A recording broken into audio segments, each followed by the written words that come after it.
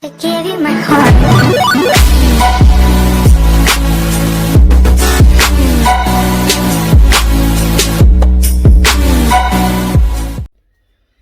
Hi guys, Brian from BNR Reptiles again.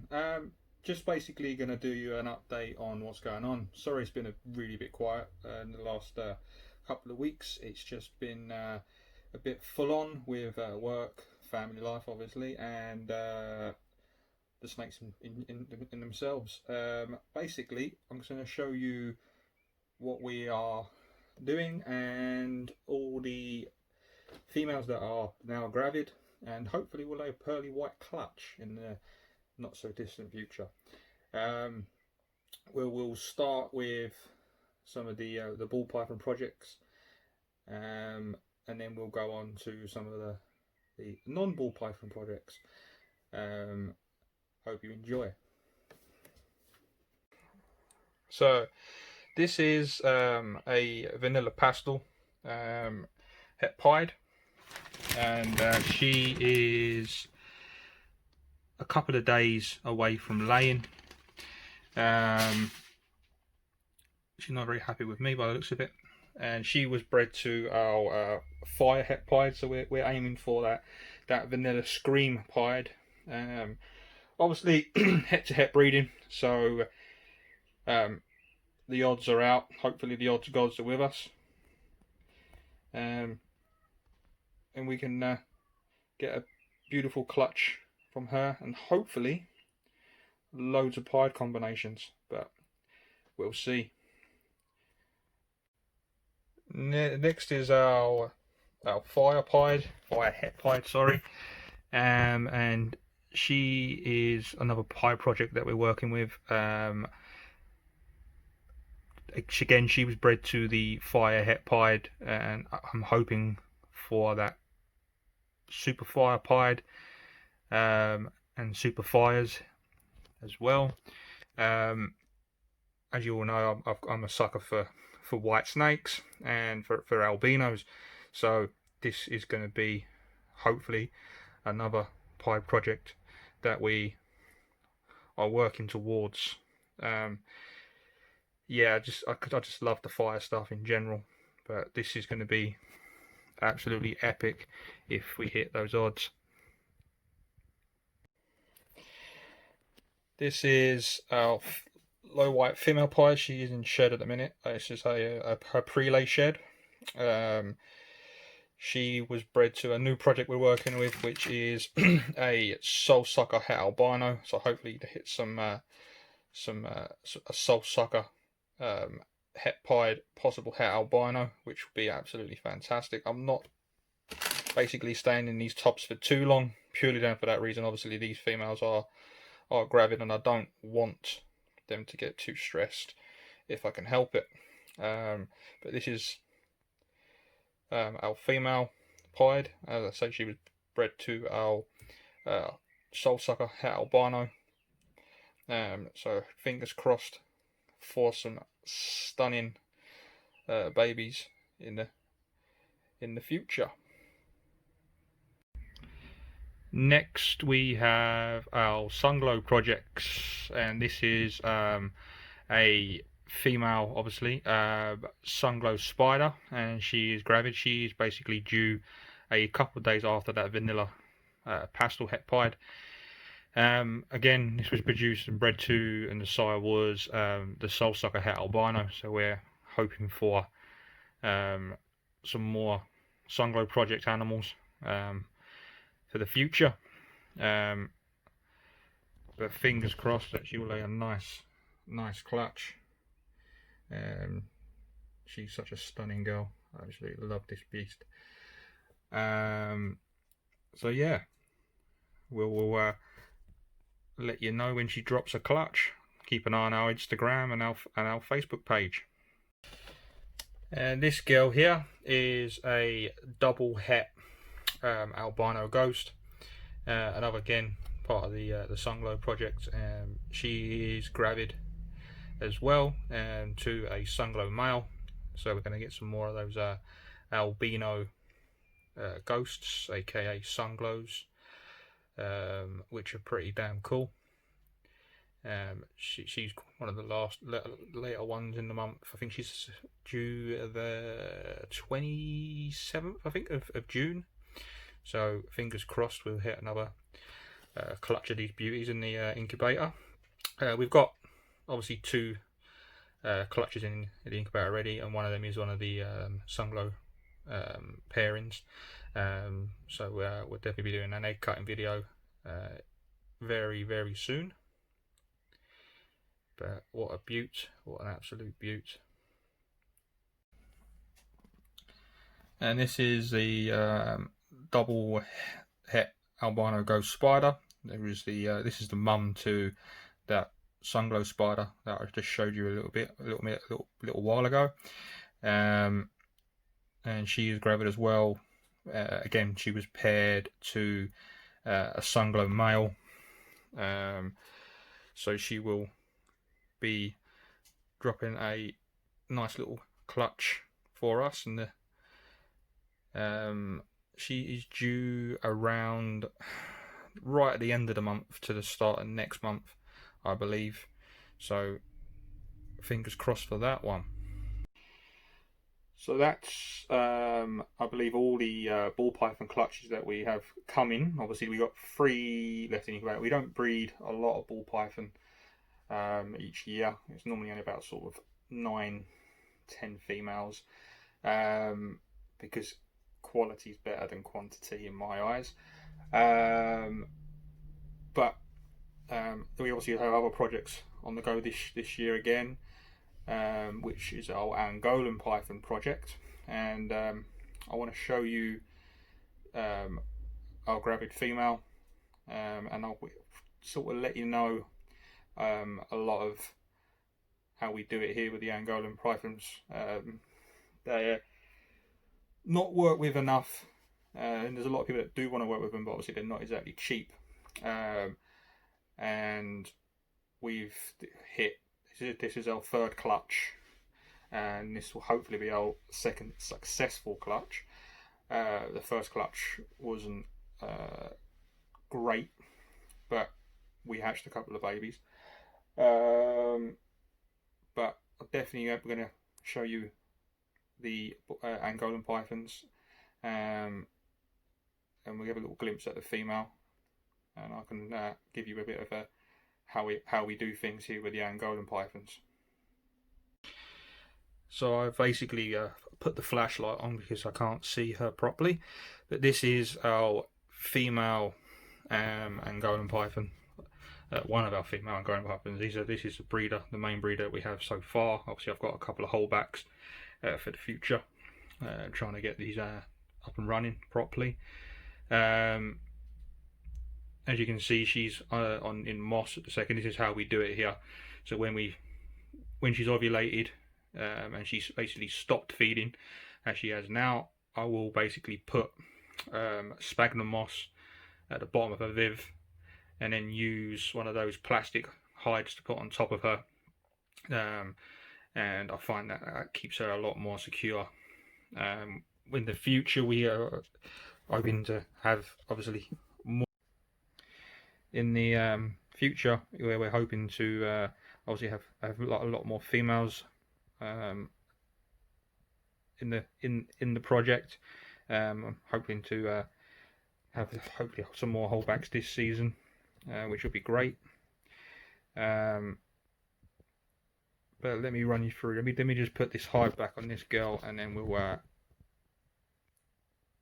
have some more conversation about that. So yeah, we use sort of 4-foot vivariums at the second, sort of 4-foot by 2-foot by 2 foot. That's the male actually there. He's having a rest, bless him. And you can keep obviously Angolan in racks, but we're not a huge fan. Let's just get the camera onto me and I will tell you a few more bits and secrets about the Angolans. So yeah, the Angolan python project has been super exciting. I've been wanting to get involved in the Angolan pythons for many years, but in the UK there just wasn't hardly anything whatsoever. So when we did get them, I got them from Denmark through someone who messaged me, who I put a post on the Ham and Houghton page on Facebook, I believe. He contacted me and said, I've got a breeding pair from 2010. Are you interested? Obviously, I had the money from that year's breeding, so I went out and I bought the pair. Obviously, reading up while we was in the process of getting them, and then which, you know, it's not much written about them. Everyone seems to think that they're just a big ball python, which in my experience they're a completely different snake in my eyes to a ball python. It's obviously my opinion. They're much larger than most ball pythons. I do see quite a few people now through Europe and obviously the US that are sort of started getting eggs, and it's their sort of their first clutch of Angolan python eggs. And good luck to them. Good luck to them. I find if you breed Angolan pythons too small, babies don't make it. When we first got the female, she needed sort of conditioning, and we thought we conditioned her enough on the first time we sort of paired them up, which she was about three and a half kilos when we first got her.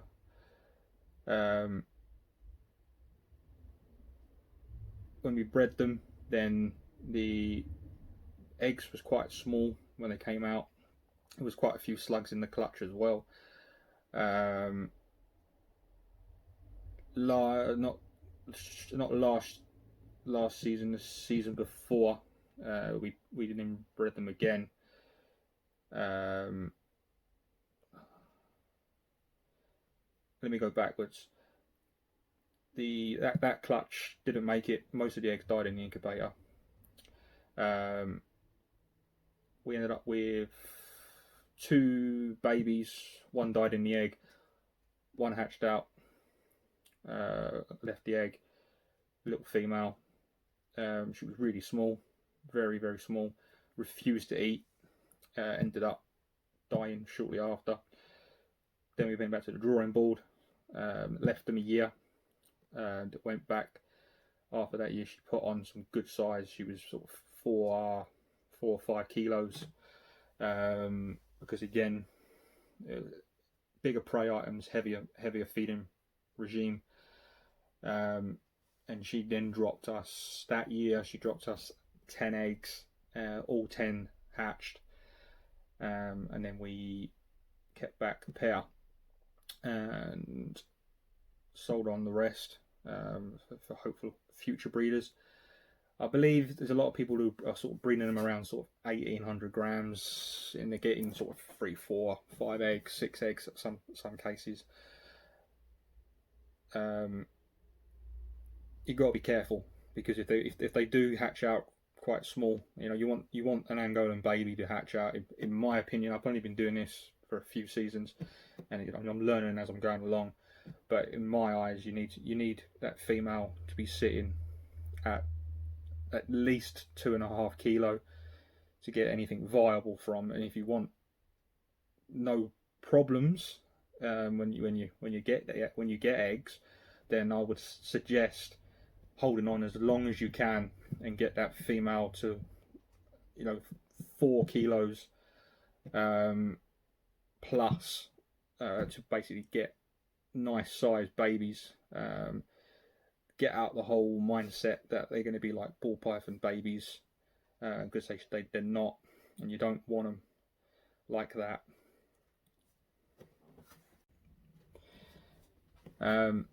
yeah, as I say, you want to be getting those females as big as you can, and then go from there. I say the female that we are breeding at the minute, the one that is gravy behind me, she is sitting at 6 kilos, empty. When she's on food, we will give her a mixed diet of different sized rats, from sort of large rat weaners right up until sort of medium rat, and we'll just basically majority will be between sort of large weaners and small rat, and then she will also get medium rats in the mix as well to put that extra bit of bulk on. And every so often as well, if she will take them, we will put in a couple of extra just to put on that body weight and make sure she's conditioned well enough to produce a clutch. Again, they don't, when you do pair them up, they don't lock up nowhere near as many times as a ball python would do either. You normally get sort of one, possibly two sort of locks, and then sometimes sort of a third lock, and then normally the male will lose interest really quickly, and then he'll basically avoid her. He'll either do one or two things. He'll sit at the other end of the cage, or he'll just basically sit outside of the hide away from her, because we don't want to leave a hiding so they can get away from each other if need be. Temperature, what we normally would do temperature wise is end of the year I will reduce the temperature, so around October I will sort of slow up feeding and to a stop, and then I will then slowly decrease the temperature by about 8-10 degrees over a due course of around about sort of a week to 2 weeks. I will drop it by a couple of degrees through those couple of weeks, and then have them sort of sitting at around about sort of 83, 82, 83, and then as high as sort of 84. I will then pair the male up to see if he's interested. The last time I did it, we had the 10 clutch. That was he was straight on her, and we had locks. The first lock within a couple of days, if I remember rightly. This time round, it's another learning curve. I was sort of threw the curveball. This time round, he was interested, but she wasn't. And then we left him together for about a week and a bit, week and 3 days. Took him out, left him alone for a bit, for a couple of weeks, and then repaired. They then she was showing signs that she wanted to breed, but then he wasn't. So again, we then split them up after about sort of being together for a week. Normally when they're in the cooling period, you won't get a lock normally. You sometimes do, but not very often, I've noticed. Normally when you start bringing the temperature back up, which I normally will bring the temperature back up in the start of January. So literally the first week in January, I will raise the temp up by a couple of degrees to get back to my normal temp, which I keep them quite hot. I keep them at sitting around about sort of 93, 94 in the warm end, and they'll go down as low as sort of 75 in the cool end. They always seem to sit in the warm end, so they do like that heat. They'll even sit on top of the hide sometimes when it's at its highest. When I say 93, 94, that's basically on top of the hide. Underneath that hide is probably a degree or two less than that, and they will normally sit either underneath through the day, but in the mornings they will be on the top of the hide, sort of sunning up, getting that extra bit of heat before they go underneath and spend the day under there. Um, they are one of the most amazing snakes I've dealt with and worked with in the last few years. They are just, there's something about them, that beaded scale that they have. Um, it's just phenomenal. Um, Babies are super angry. I would love to show you some of them, but um, it will be blood. uh, which I might be able to give you a glimpse of one of them in a minute. We'll have a look see. Um, but as when they grow up to be adults, so there are two adults that I have currently. They are um, super friendly. The male's a little bit on the mouthy side, but it's all mouth and no trousers, so to speak. The female, she's super inquisitive. She she will literally climb on you within a few seconds of being in the viv. Normally, that's what she was trying to do when I was showing you. Um, but fingers crossed for us guys, and we get another good clutch of Angolan python eggs, and we hatch out a load of more. I want to get these snakes more out there, and recognise them more for being something completely different to a ball python and not the same. The Back to the Viv scenario. The first time we we paired them up, we had them in racks, if I remember rightly, as well, which was a definite no-no for me. They're too large and too heavy-bodied for most rack systems. I keep my juveniles in the rack systems, but the adults, in my eyes, and the way their behaviour is, they do so much better in sort of 4 foot vivs. Um, I find that they feed a lot better in vivs um, as well as um, they're a lot more relaxed in vivs as well. In tubs, they just don't look right as adults. So if you do, or you are thinking of joining, in the Angolan projects in the future, definitely make sure you have enough space for sort of 4 foot vivs. Height's not a major thing, but sort of 4 foot or 2 foot, and they look comfortable in that sort of size vivarium. I'm going to give you a glimpse of some of the whole back Angolans that we have. Obviously, it's only 2 at this precise moment in time, but fingers crossed we can get some more this year, and hopefully in the future maybe buy into some more bloodlines. We was lucky enough to get the pair from Denmark, which came with a certificate saying they were from the Namibia stock. Whether that's 100% right, and it was, it looked good to me. It looked like a proper certificate to me. But to my own knowledge, they are from Namibia, and they are farm stock. My adults, so I'm getting sort of different bloodlines in as well, because there is other bloodlines out there. There's American bloodlines and there's German bloodline. I can see differences in them, in the German, the American, and my pair. Mine are a lot more lighter, and there was a lot more tones of red in them. And I find as well that she does throw quite a few striped babies as well, which is quite nice. But enough of me gibber gabbing. Let me show you a couple of the babies that we're raising up, and then we'll go from there. So this is the male that we held back. He is absolutely stunning. He's waiting for me to put my hand near there so he can give me a chomp.